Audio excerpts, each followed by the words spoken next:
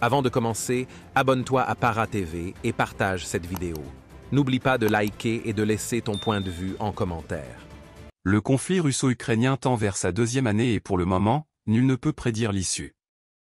Cette guerre a engendré de nombreuses pertes en vies humaines et des dégâts matériels considérables.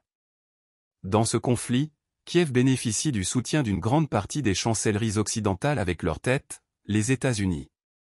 Que ce soit sur le plan militaire ou économique, les Occidentaux n'ont pas lésiné sur les moyens pour soutenir l'Ukraine. Les soutiens de Moscou quant à eux se comptent sur les bouts des doigts. La Chine, allié traditionnel du Kremlin, préfère adopter une attitude de neutralité et plaide pour une résolution pacifique de la guerre. L'Iran et Corée du Nord sont les deux autres principaux soutiens de la Russie. Volodymyr Zelensky ne ménage aucun effort pour sillonner le monde et plaider la cause de son pays. Quand il en a les possibilités, le président ukrainien développe des initiatives pour contrer l'influence de son rival russe.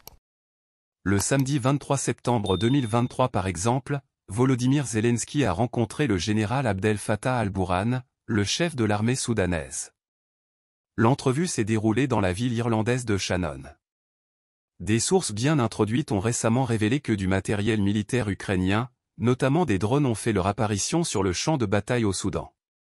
En effet, au cours du mois d'août et de septembre, une série d'attaques aux drones FPV pilotes en immersion par caméra embarquée a été signalée contre la force de soutien rapide du général Hemeti, le rival d'Al-Burhan.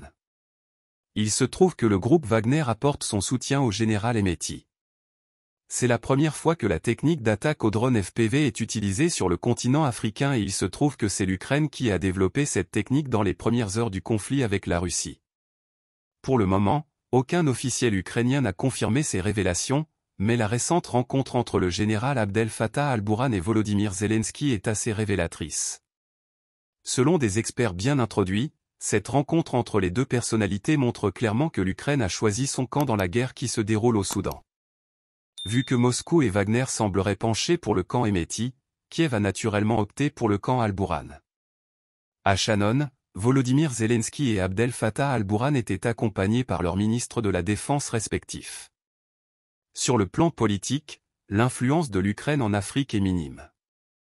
Cependant, dans un contexte de conflit avec son grand rival russe, Kiev commence à pousser ses pions pour marcher sur plate-bande de Moscou. Doit-on s'attendre à ce que dans les jours, semaines et mois à venir, la rivalité entre la Russie et l'Ukraine se déporte sur le continent africain? Abonne-toi à Para TV et partage cette vidéo. N'oublie pas de liker et de laisser ton point de vue en commentaire.